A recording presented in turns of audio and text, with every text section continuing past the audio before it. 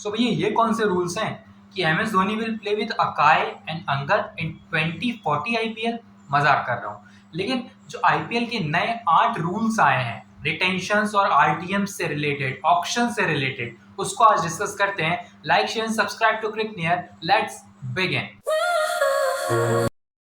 सो IPL की शुरुआत होने से पहले, इस ऑक्शन के स्टार्ट होने से पहले, मेगा ऑक्शन के, सबसे पहली बात तो 31 अक्टूबर तक आपको कौन से प्लेयर रिटेन करने हैं उनकी लिस्ट आपको दे देनी है बीसीसीआई को और आईपीएल की काउंसिल को। क्यों? क्योंकि ये डेडलाइन है और आईपीएल जब ऑक्शन होगा उसके पहले ही आपके पास रिटेन प्लेयर की लिस्ट होगी। 31 अक्टूबर तक का वेट कीजिए, शायद डेडलाइन बढ़ जाए दिवाली के बाद तक, 5 नवंबर या फिर 7 नवंबर तक, लेकिन उससे ज़्यादा डिले नहीं होगा क्योंकि ऑक्शन होगा दिसंबर में भी। तो उससे पहले आप सबको अपनी फेवरेट टीम्स के रिटेंशन के जो प्लेयर्स हैं जो रिटेन किए गए हैं वो पता चल जाएंगे। अब अगर बात करें नए रूल्स की तो उनके मुताबिक अब जो इम्पैक्ट प्लेयर रूल है, पहला रूल ये है कि जो इम्पैक्ट प्लेयर रूल है वो 2025 से 27 के साइकिल तक कंटिन्यू रहेगा। उसके आगे रहेगा या नहीं ये नहीं पता है, लेकिन अगर वो आगे बना रहता है तो वो फ्रेंचाइजीज के ऊपर है कि क्या वो बीसीसीआई से अर्ज करते हैं कि हमें इस रूल को कंटिन्यू करना है, नहीं करना है। अगर सब यूनाइटेड होते हैं उस रूल के अगेंस्ट तो शायद इम्पैक्ट प्लेयर रूल हटे, नहीं तो 2027 के आईपीएल तक ये इम्पैक्ट प्लेयर रूल चलता रहेगा। और अगर बात करें पर्स की तो जो पर्स होने वाला है इस बार आईपीएल में, हर टीम को 120 करोड़ का पर्स दिया जाएगा। लेकिन लेकिन लेकिन अगर आप रिटेन कर लेते हैं 5 प्लेयर्स को, मैंने अपने 5 प्लेयर्स रिटेन कर लिए, अब मैं मैक्सिमम अनकैप्ड भी रख सकता हूं, कैप्ड भी रख सकता हूं, लेकिन मैं अनकैप्ड 2 रख सकता हूं, कैप्ड मैं 5 रख सकता हूं, तो मैं 5 कैप्ड प्लेयर रिटेन करूंगा। तो सीधी बात है कि 18 करोड़ आपको 2 प्लेयर्स को देने हैं, 14 करोड़ आपको 2 प्लेयर्स को देने हैं, हो गए 4 प्लेयर। अब जो एक प्लेयर बचेगा रिटेन करने के लिए उसे आप 11 करोड़ पे करिए, टोटल हो गए 75 करोड़। 120 करोड़ में से कोई भी फ्रेंचाइज ऐसी नहीं होगी आईपीएल की apart from CSK, sunrise Hyderabad and KKR. क्यों? क्योंकि उनका स्पॉट सेटल्ड है। अब मैं मुंबई इंडियंस के लिए देख रहा हूं, आरसीबी के लिए देख रहा हूं, तो ये मुझे नहीं लगता कि 5 प्लेयर्स रिटेन करेंगे, क्योंकि आपके पास विराट कोहली है, मोहम्मद सिराज है, फिर आपको ना हर प्लेयर में इनश्योरिटी है, आप श्योर नहीं है किसी भी प्लेयर को लेके, तो आप इतना अमाउंट क्यों पे करेंगे? आप आरटीएम कर सकते हैं उसको, हाँ वो सही है, लेकिन अगर मैं बात करूं यहाँ पर रिटेन करने की तो शायद आप रिटेन ना करें। तो 18 करोड़, 14 करोड़ और 11 करोड़, और जो आप एक आरटीएम करेंगे उसको 4 करोड़। अब इस टोटल मिला के अब 79 करोड़ वैसे भी हो गए अगर आप आरटीएम को वहां पर इंक्लूड करते हैं तो। और अगर मैं बात करूं यहाँ पर रिटेंशंस को तो 75 करोड़, आपके पास बहुत ही लीस्ट अमाउंट बचता है 75 करोड़ के बाद, 25 और 20 आपके पास सिर्फ 45 करोड़ रुपए बचते हैं। और 45 करोड़ रुपयों में क्या आप अपने मनपसंद के प्लेयर्स बाकी खरीद सकते हैं? अरे आपका तो स्क्वाड ही पूरा नहीं होगा।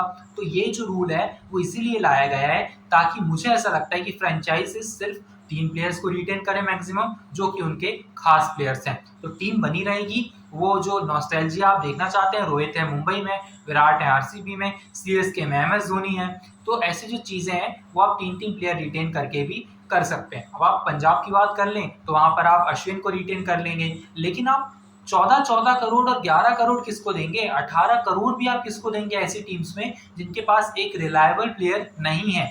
तो ये ओवरऑल जो है आईपीएल का सिनारियो है फिलहाल। तो अगर मैं बात करूं एमएस धोनी वाले रूल की, तो रूल नंबर 7 जो इंट्रोड्यूस किया है बीसीसीआई ने और आईपीएल की गवर्निंग काउंसिल ने, तो वो अकॉर्डिंगली है कि अगर 5 साल तक आप, पिछले 5 साल तक कोई भी इंटरनेशनल मैच नहीं खेले हैं, कोई भी इंटरनेशनल मुकाबला नहीं खेले हैं, तो आप अनकैप्ड प्लेयर कहलाएंगे। आप कैप्ड प्लेयर थे लेकिन आप 5 साल में टीम इंडिया के लिए नहीं खेले हैं, तो MS Dhoni can play IPL this season as an uncapped player और वो रिटेन किए जाएंगे 18 करोड़ में। ये सीधी बात यहाँ पर बीसीसीआई ने जो है क्लैरिफाई कर दिया है।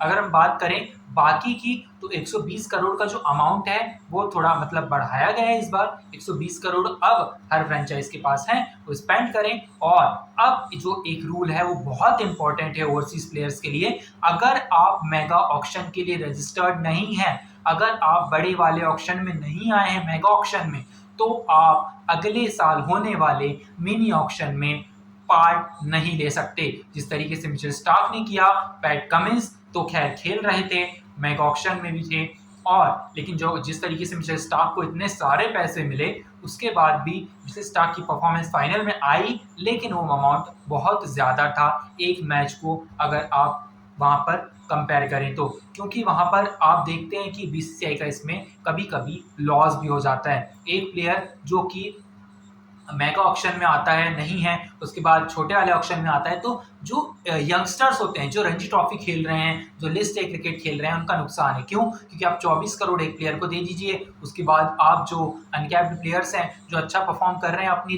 रिस्पेक्टिव T20 लीग्स में, चाहे वो मध्य प्रदेश की लीग हो, तमिलनाडु की लीग हो, महाराष्ट्र की लीग हो, चाहे वो अभी DPL हुआ था, दिल्ली प्रीमियर लीग, उसकी लीग हो, तो ऐसे जो अनकैप्ड प्लेयर्स होते हैं जो T20 क्रिकेट में बहुत अच्छा परफॉर्म करके आते हैं, वो रह जाते हैं क्योंकि अमाउंट ही नहीं बचता है आपके पास। तो अपना स्क्वाड बड़ा कीजिए, 3 प्लेयर्स को रिटेन कीजिए, हालांकि आपके पास ऑप्शन है 5 कर लीजिए, एक RTM कर लीजिए, लेकिन फिर आपके पास पैसे जो है बहुत कम बचेंगे और आप अपना स्क्वाड पूरा नहीं कर पाएंगे। एक और रूल आया ओवरसीज प्लेयर्स के लिए कि अगर